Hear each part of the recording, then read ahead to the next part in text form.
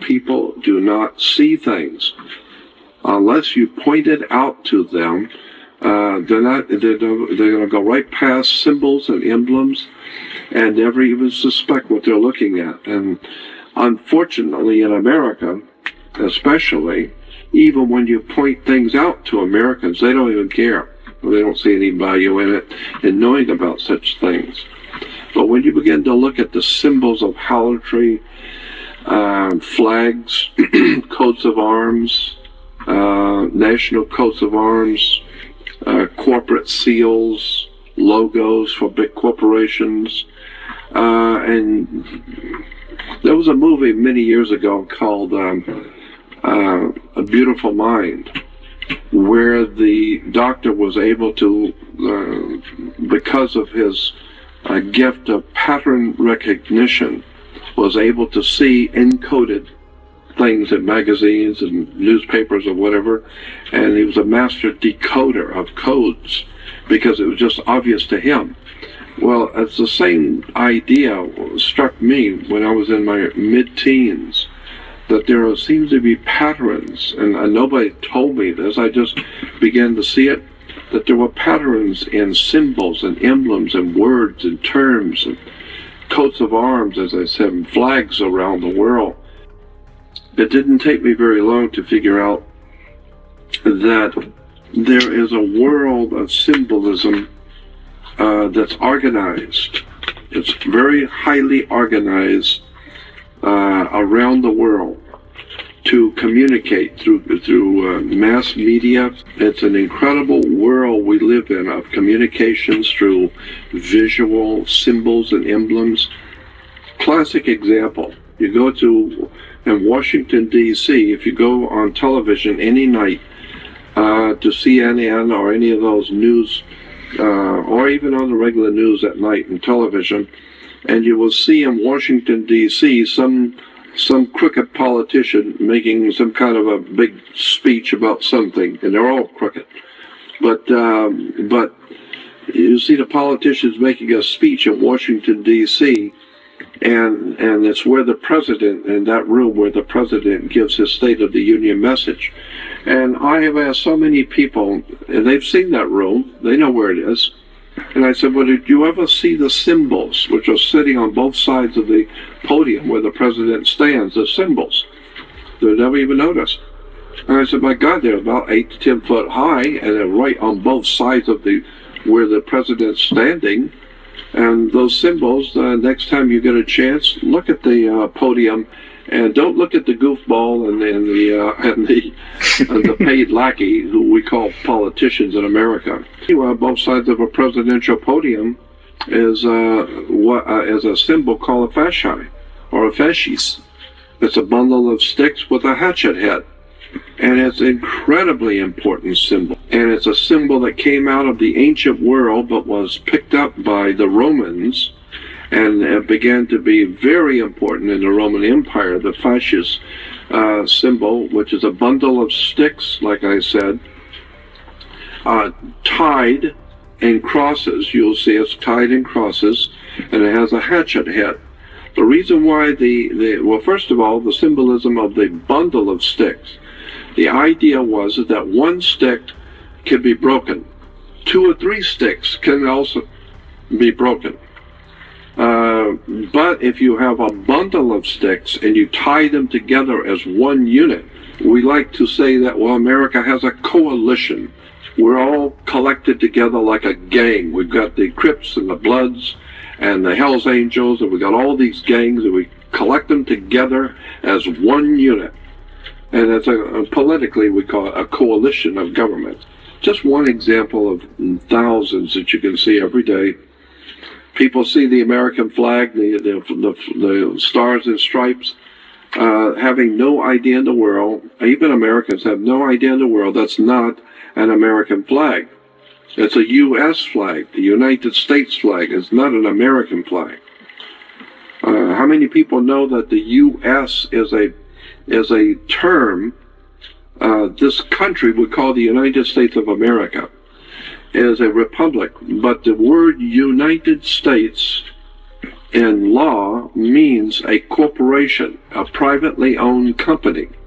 And so all corporations or privately owned companies, by law, if you're incorporated, you have to have a president. It's called corporate law. So you must have a president. And corporate law says if you're going to be a corporation, anybody can have a corporation, but you got to follow the rules. You got to have a president, a vice president, and a secretary treasurer. That you have to have if you're going to be a corporation. So today, there's a privately owned company in this country called United States Corporation. It was incorporated back in the 1870s. And it has a president. So Bush was the president of the corporation. Today Obama's the president of the corporation. But people don't understand the United States is a privately owned company. It's a corporation. It does not represent the American people at all. It's a corporation. Go on the web or go to a library and look up the subject of corporations and look up United States Corporation. You will find the United States Corporation, which is headquartered in Washington, D.C., is a privately owned corporation. It's a company. And as any other corporation, like I said, they got president, vice president, secretary, treasurer, but it has nothing to do with America as a republic. It's a privately owned company. And Americans just go about their daily business, surrendering their sovereignty, surrendering their free will, surrendering their children, surrendering everything they have to a damn privately owned corporation, a company. So it's I don't know, the world is strange. But as I said in the beginning, the American flag is not an American flag, it's a U.S. flag. It's a flag that was designed for the corporation. And the stripes and the stars and stripes are totally different on an American flag than what they are on a U.S. flag. Another thing, I mean, it might not be of importance to people in other countries, but in America, you ask a person today in America, how many states are in the Union of America? They'll tell you there's 50 states, the 48 plus Alaska and Hawaii. So it makes 50 states. Actually, in point of fact, any good corporate attorney would tell you, no, there's 100 states in the corporation, not 50, because there are 2 states within California. Within every state, there are 2 states. There's a state of California, and then there's a California state. Cal State is a very familiar term to Californians. We have Cal State universities, Cal State utilities, Cal State police. We have California State. California State, and of course we in New York you have California, New York State. We'll say you'll go to New York State University or New York State Police, but there's a world of difference, legally and lawfully, between California State or Cal State New York and the state of. The state of New York is totally different than New York State. So it's a totally different thing. So it's a totally different government. So in America, in the United States, you have to understand that there's 2 different operations going on simultaneously, but the people have no idea. All they know is California. No, there's California State, which is the state itself, and then there's the state of California, which is a federal corporation operating within the state called California. So anytime you see state of Virginia, the state of Alabama, which is different from Alabama State, the state of means it's a federal corporation called United States Privately Owned Federal Corporation, which is operating within the state of Alabama. So there's the Alabama State, which is the state itself, and then there's the state of Alabama, which is the corporation in Washington, D.C., operating within that state. And so it's a world of difference, but they're very specifically important to know. And when you're doing business, when you're in, especially if you're going to court, you need to understand, are you going to court under the state of Alabama or Alabama State? You know, the laws are totally different. But how many Americans understand any of this? How many Americans even care? Well, the reason why most people are not interested in the kind of information that I've been talking about for God knows at least 50 years. I started doing this back in 1959, and I started going public with my research back in 1980. So we're talking about 30 years I've been publicly talking about something, and 50 years I've been doing it. But the reason why my work is not as successful as I would like for people to know about what I'm talking about, a lot of people don't know. And the reason why is because my work has nothing to do with basketball, nothing to do with football, or the silly, nonsensical, little childish games that they give us adults to play. So Americans are famous for being infantile. We love to go out and have hamburgers and hot dogs and watch a ball game. And like with the kids. No, you're going out there because you are a kid. You are the kid. And you want to be entertained, so we go watch a ball game. Now, when I was a kid, when families would come over to visit my family, after dinner, the men would always end up in the front room with the cigars and wine and talking men talk, and the women would be out in the kitchen or wherever and talking among themselves. So the children were always told, go out and play, go play ball. I was smart enough, even at 7, 8, 9, 10 years old, to figure that they want you to go out and play ball. Why? Because they're adults and they want to talk about something adult that they don't want you hearing. And my first reaction was, and I always had problems with this, I would tell my dad, I don't want to go out and play ball. I want to hear what you're talking about. I want to hear what the men, I'm a man, I want to hear what the men are talking about. And well, it's not for you. This is not, it's on, and my dad would always say, it's on a need-to-know basis. You don't need to know. Go out and play ball. So that's today what our politicians tell us. This is on a need-to-know basis what we're doing. You don't need to know. You go out and play ball. So the way my dad would handle it is that we all, the kids all that were there loved my uncle, my dad's brother. He was great with the kids. So my dad and my uncle would get up and go out and play ball with us. So now, once my uncle and my dad are going out to play ball with, now the kids want to go out and play with the adult. Now it's fun.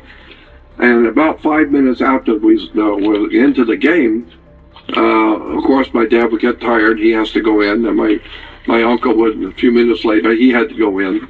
But the kids are now playing ball, and they're occupied now. And so that took care of that, to get the kids to go out and play ball. Well, the same thing is happening in America. This is why at all ball games, always, football and basketball and, I don't care, tennis ball and soccer. I mean, America loves ball games because we're just a bunch of children loving ball games. But in all the ball games, you will always see movie stars. They will zoom in on movie stars who are there at the game, or the president's there, or the senator is there with his wife watching the game. So it's like, the adults are out watching the game with us kids, and they will have the president go out and throw the first ball. Daddy's coming out to play ball with us, I saw through that crap a long time ago. I don't care who's at the ball game. I want to know what these guys are doing at 2 o'clock in the morning. I want to know what they're doing at 3 o'clock in the morning in their secret meetings, planning the demise of my country and planning the destruction of human freedom.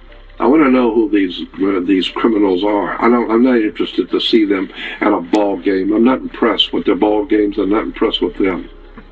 I'm trying to be a more realistic adult human being, and I don't like being played for a fool. And that's all America's doing, is playing everybody for a fool. It's about time we wake up and find out this ball game is over. That the whole world is coming to the place where they're beginning to awaken to the fact that we've been had. All of us on the earth. It's not just Americans. We're the first ones to go because we were the most ignorant of all. All around the world, people were ill-informed, but America is big-time stupid. We don't want to know. We're just having fun. Well, those party days are over. I think all the Americans are beginning to suspect there might possibly be something wrong in America. I was just saying the other day, in Iceland and in Greece, they realize they're on the front lines right now. Yeah. America has no concept that they are on the front line too. America is even worse than all of them, because when this country goes, this is the Roman Empire right now. We are the modern day Roman Empire. We are Rome. We are the great Egyptian empire of the pharaohs.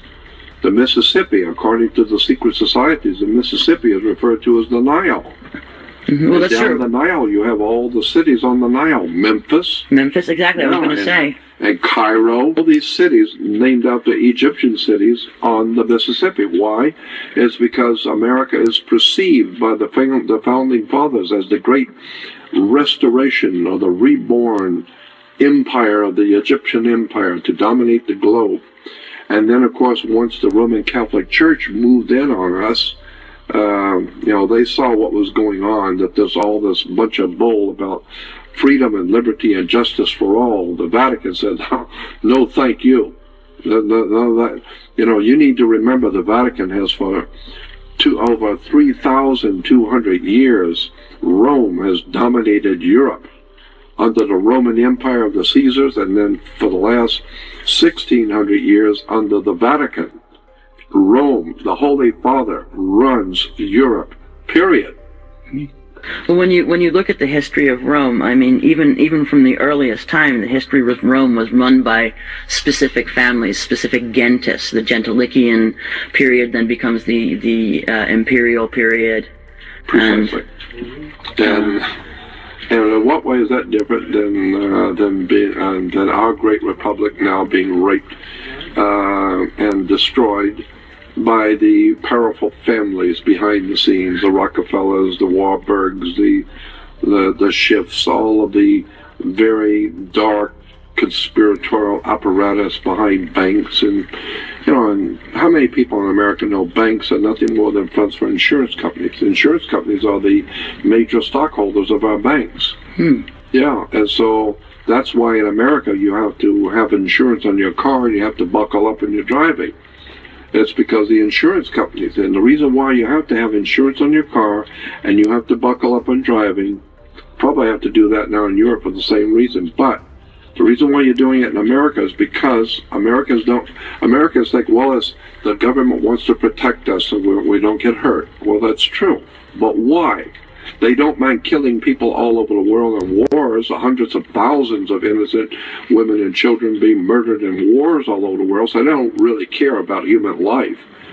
But why are they asking you to buckle up and be safe? It's because your body, your physical body, is a security on the New York Stock Exchange. They own your body. It's called Maritime Admiralty Law, the law of the sea, or the law of water. And since you are 90% water, whatever it is, you are mostly water. So they refer to human beings as maritime admiralty products. You are what is referred to as a human resource. You're not a man or a woman. Incidentally, if you go back and look at the correct English, there are books out about the English language and the correct use of English language in law and government. And if you look at the books on law and government and the English language, you will find that a man or a woman is referred to in law as feminine and masculine, but an animal in law as a male or female. This is why on all of your information, your ID, all your driver's license or whatever, it's always, are you male or female, not masculine or feminine. Masculine or feminine is for man and woman, but male or female is for a human being. A human being is, by law, in a court, a human being is not considered to be a man or woman.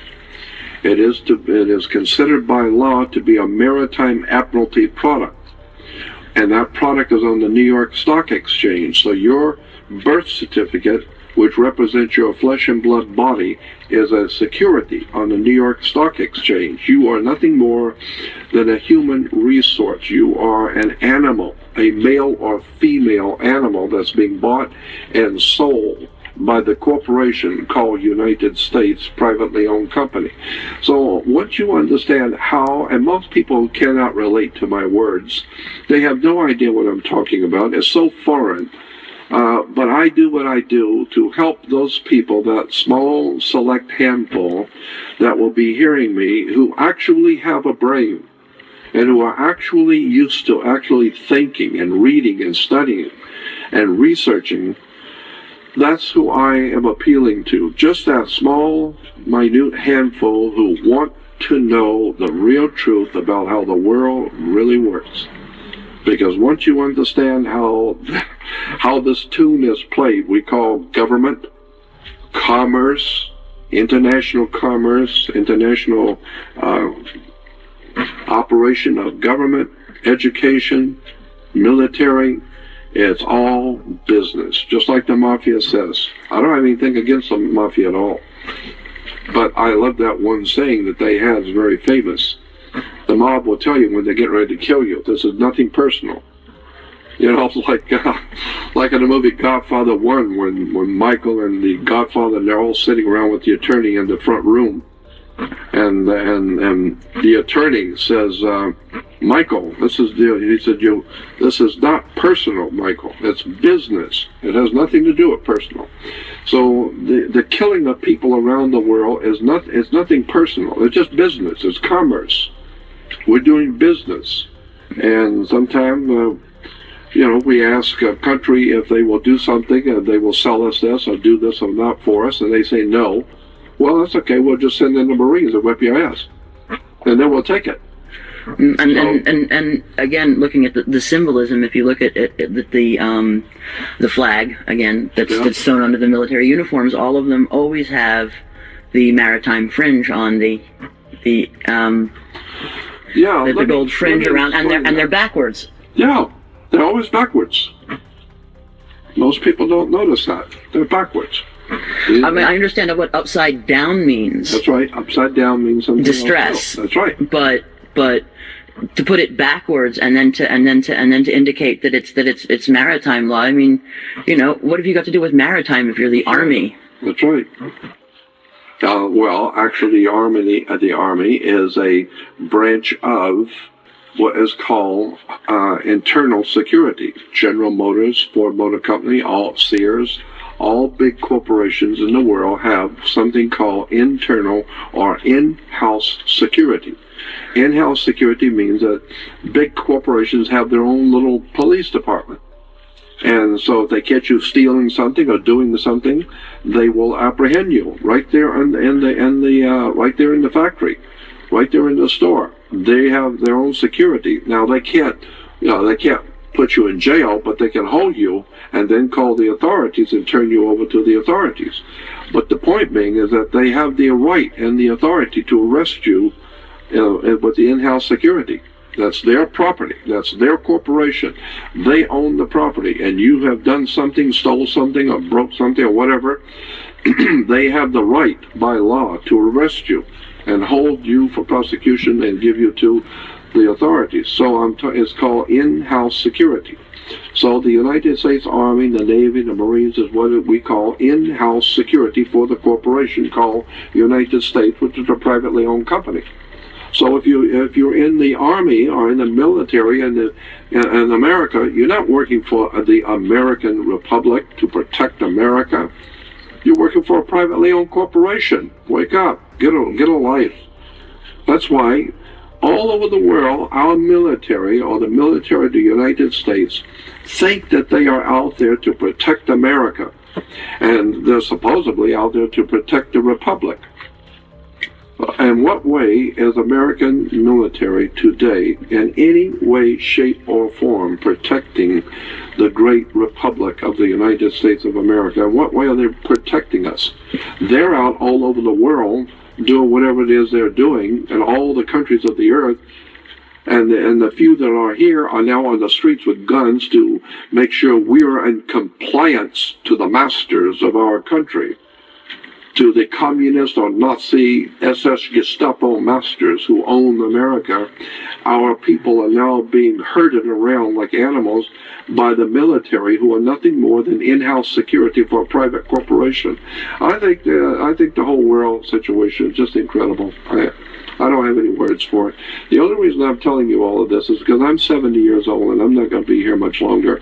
And I just feel it's an idea whose time has come to tell the people what's really going on. You've been had. The whole world's been had, because there is no freedom, liberty, or justice anywhere. In America, it's a favorite saying in America, the judges will tell you there is no justice, there's just us. And so I don't have any faith in America, and anybody who really believes in American freedom and liberty and justice has not experienced America. They must be out in the boonies of Mississippi to believe that, because anybody who has more than 500 brain cells going in the same direction and can read and understand what's going on must know that we are now a totalitarian fascist dictatorship, and we go from one side to the other.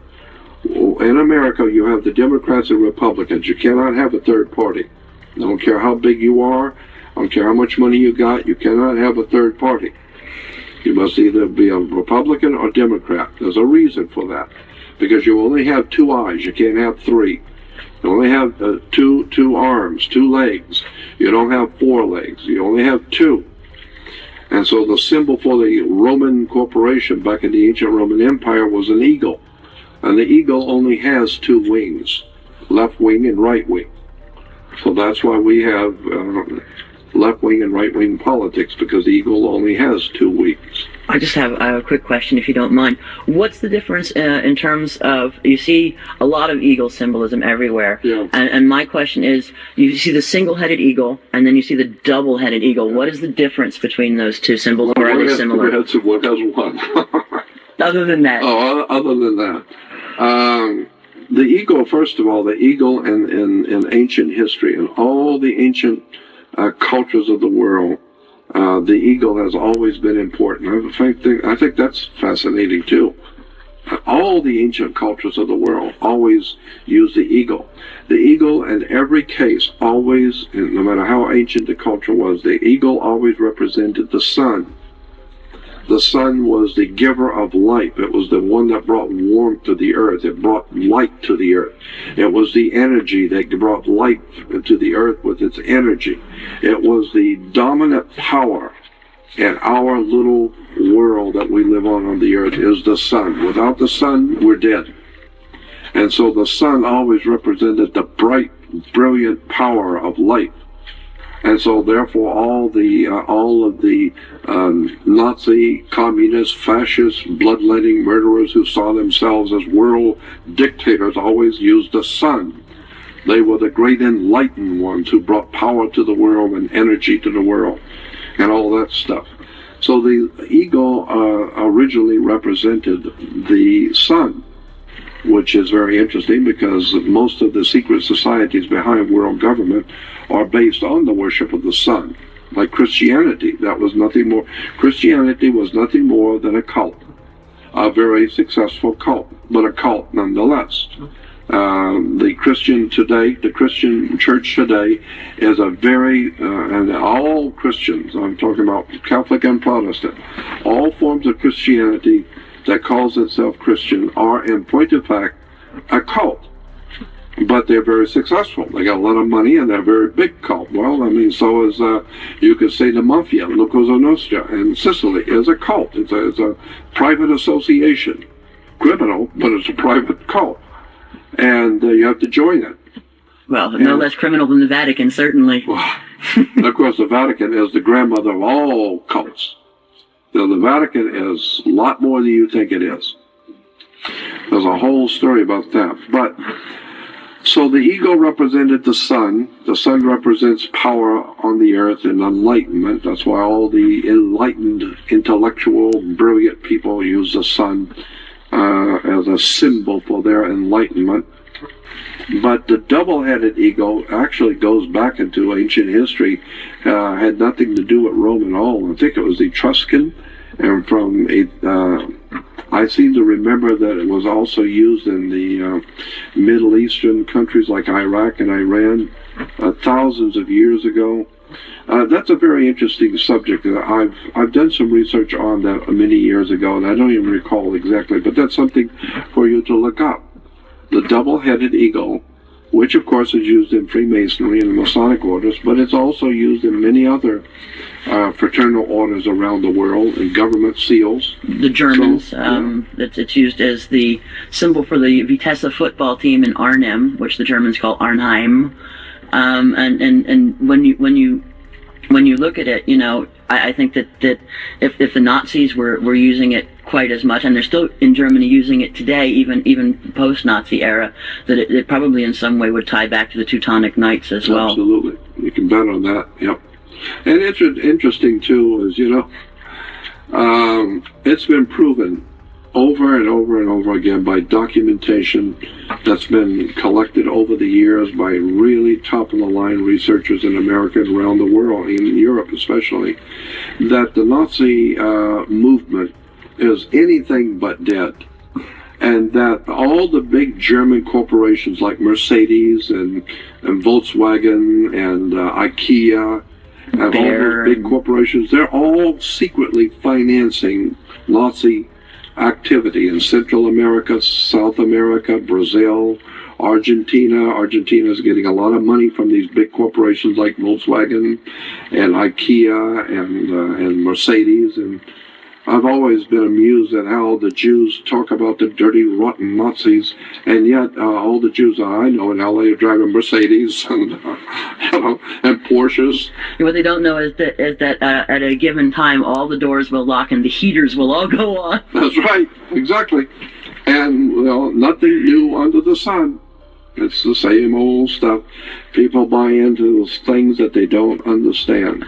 But it's a fact that the big German corporations today, like I said, IKEA, and those are just the ones that come to my mind. The big ones, corporations like Porsche, are, in point of fact, still financing the Nazi movement in America. Money is coming from those big corporations to secret societies, secret Masonic orders in German orders in Central South America, Mexico, and here in America. We know that for a fact.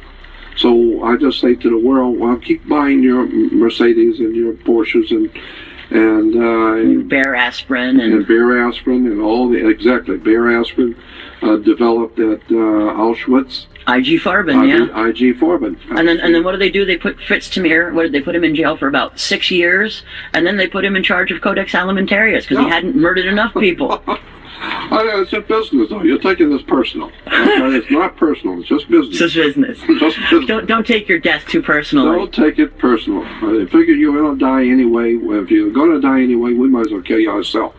So. And make a profit while doing it. Well, of course. We're talking business here. We're talking commerce. And so, and the people, I'm amazed how many people supposedly living in an enlightened country have no knowledge of any of this. If you enjoyed this video, make sure to check out the next one right here on this channel. Thank you for watching.